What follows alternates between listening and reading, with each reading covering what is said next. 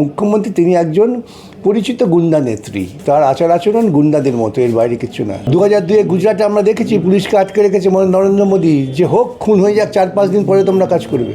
দুর্নীতি করেছে, টাকা চুরি করেছে, চাকরি বিক্রি করেছে, কয়লা বিক্রি করেছে, বালি পাচার করেছে, এই যে কোটি কোটি টাকা, সেই টাকা আমি উপার্জন করেছি, আমি রক্ষা করব, পুলিশ প্রশাসনকে আমি সেভাবে ব্যবহার করব, এটাই তো দর্শন। 34 বছরের বাম শাসন দেখেছি, কিন্তু এই বছর বছর যেভাবে দেখছি যে আগের বিধানসভাতে যেভাবে দেখলাম যে রাজীব কুমার, এবারে দেখলাম যে সংস্থার কর্ণধার তাদের একদম তাকে রক্ষা করতে গিয়ে মুখ্যমন্ত্রী মমতা বন্দ্যোপাধ্যায় পৌঁছে গেলেন। একটু নজিরবিহীন। না, নজিরবিহীন তো না, উনিই তো নজির সৃষ্টি করেছেন। মনে নেই আপনাদের পুলিশ কমিশনার রাজীব কুমারকে যখন নাকি সিবিআই জিজ্ঞাসাবাদ করতে এসেছিল, উনি রাস্তায় নেমে দাঙ্গাবাজি করে মন্ত্রিসভা বৈঠক করেছিলেন, কোথায় জানো, কার্জন পার্কে। তারপর নারদ মামলায় যখন সিবিআই ইডি ওদের নেতাদের ধরে নিয়ে গেল, উনি সঙ্গে সঙ্গে চলে গিয়েছিলেন নিজাম প্যালেসে। ওর বক্তব্য হচ্ছে আমি গুন্ডামি করে যা খুশি করব, তো আমাকে ঠেকাবে কে? দুর্নীতি করেছে, টাকা চুরি করেছে, চাকরি বিক্রি করেছে, কয়লা বিক্রি করেছে, বালি পাচার করেছে, এই যে কোটি কোটি টাকা, সেই টাকা আমি উপার্জন করেছি, আমি রক্ষা করব, পুলিশ প্রশাসনকে আমি সেভাবে ব্যবহার করব, এটাই তো দর্শন, ও রাজনৈতিক দর্শন। এটা কি কখনো সম্ভব? গুন্ডারা আইন মানে নাকি?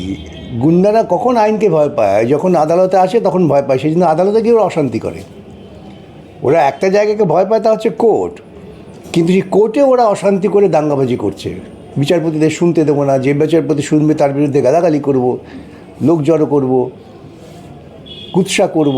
সুতরাং এই রাজ্যের চূড়ান্ত অরাজকতা, এখানে আইন শৃঙ্খলার বলে কিছু নেই। আর যিনি মুখ্যমন্ত্রী তিনি একজন পরিচিত গুন্ডা নেত্রী, তার আচার আচরণ গুন্ডাদের মতো, এর বাইরে কিছু না। মুখ্যমন্ত্রী মমতা বন্দ্যোপাধ্যায়ের বিরুদ্ধে মামলা করা হলো, এফআইআর করা হলো, এবং সেই মামলা শুনুন, এবং সেই মামলা পিছিয়ে দিতে হচ্ছে। শুনানি করতে দেবে না ওরা। আমি তো বলছি এই রাজ্যে মামলা শুনানি করা যাবে না, লিখে রাখুন।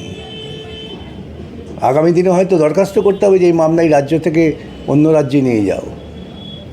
এই রাজ্যের তো সভ্য সংস্কৃতির ন্যূনতম চিহ্ন রাখেনি, এটা রাখবে না, এটা জেনে রাখবেন। ইডি তদন্ত করছে নিয়ম মেনে, এবং সেই আমার কথা হচ্ছে ইডি যদি বেআইনি কাজ করে থাকে তা আদালতে যাও। তুমি ঠিক করে দেবে বেআইনি কাজ এবং গুন্ডামি করবে? তদন্তে তো হস্তক্ষেপ করা, এই গুন্ডামি, আমি এক কথাই তো বলছি। মুখ্যমন্ত্রীকে কি অ্যারেস্ট করার মতো যদি কোনো বটেই তো, কোনো আইন আছে যে মুখ্যমন্ত্রী হলে তিনি অপরাধ করলে তাকে রেহাই দেওয়া যাবে? কোন আইন আছে?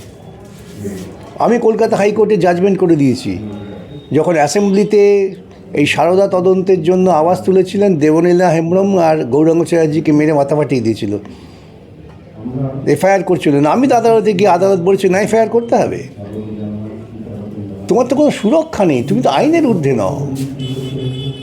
আমি তো অবাক হয়ে যাচ্ছি কী করে এই রাজ্যের পুলিশ প্রশাসন যারা মাথায় আছেন তারা ওখানে দাঁড়িয়ে করলেন। তাদের উচিত ছিল মুখ্যমন্ত্রী গ্রেপ্তার করা। আমরা দিল্লির ঘটনা দেখেছি অরবিন্দ কেজরিওয়ালের, সেখানে তদন্ত হলো, কিন্তু এখানে তদন্ত, সেটা অরবিন্দ কেজরিওয়াল বা ওদের কথা বাদ দিন, কেন তারা মোটামুটিভাবে সরাসরিভাবে মোদি এবং বিজেপির অমিত শাহর বিরোধিতা করছিল। এদের বিরোধিতা তা নয়, এরা আরএসএস কার্যক্রমকে রূপায়িত করছে। সরকারি টাকায় পুজো করছে, সরকারি টাকায় মন্দির করছে, সরকারি টাকায় মসজিদ বানাবার মদত দিচ্ছে, ঈদ করছে, যীশু খ্রিস্টের জন্মদিন করছে, সরকারি টাকায় ধর্মকে লাগিয়ে দিচ্ছে। এটাই চায় আরএসএস। সেই জন্য আরএসএসের পরিষ্কার নির্দেশ আছে, মমতাকে বিরক্ত করো না। তাই জন্যই তো এত গুন্ডামি করার স্পর্ধা পাচ্ছে। যে নথিপত্রগুলো দেখা যায় সেখানে দেখা যায় ইউথ ডিপার্টমেন্টের সরকারি নথি, একজন সংস্থার। এইটাই দুর্নীতির পাখাটা যে কত দূর ছড়িয়েছে এটা ভাবতে পারবেন। এবং যে গাড়িতে নথিপত্র তোলা হচ্ছে সেটা হচ্ছে তৃণমূলের, সেই জন্যই এই জন্য তদন্ত করতে দেবেন না, গুন্ডামি করবেন। আমি তো আইন আর শাসন হলে ভবিষ্যতে আমি প্ল্যান করছি ওই সমস্ত পুলিশ অফিসারদের ব্যবস্থা নেওয়া উচিত যারা গাড়ি আটকালো। নিশ্চয়ই, কেন তুমি একটা অপরাধকে তুমি ওখানে দাঁড়িয়ে দাঁড়িয়ে সংগঠিত করতে দিলে। আজকে যদি ওখানে একটা খুন হতো, পুলিশ দাঁড়িয়ে দাঁড়িয়ে বলতো খুনটা হোক, তাহলে এখানে ইউপি বিহারের এক অংশের পুলিশের সঙ্গে এই রাজ্যে পুলিশের পার্থক্য কোথায় রইল? সেখানে যেমন দলিত যখন পেটায় খুন করে পুলিশ চুপচাপ কোথাও। 2002-এ গুজরাটে আমরা দেখেছি পুলিশকে আটকে রেখেছে নরেন্দ্র মোদী, যে হোক খুন হয়ে যাক 4-5 দিন পরে তোমরা কাজ করবে, তো একই ভূমিকা। কেন্দ্রে দেখা গেল যে একদল সাংসদ তারা গিয়ে অমিত শাহের এখানে কী প্রতিবাদ করবেন করছে। সাংসদরা যদি আসলে মুখ্যমন্ত্রী যদি মুখ্যমন্ত্রীর গুরুত্ব না বোঝেন, তাহলে সেই দলের যারা সাংসদ তারা সংসদ এবং সাংসদের গুরুত্ব কি বুঝবেন? নেত্রী গুন্ডামি করেছে, ওদেরও গুন্ডামি করতে হবে, তা নাহলে চাকরি থাকবে না। গুন্ডামি করেছেন।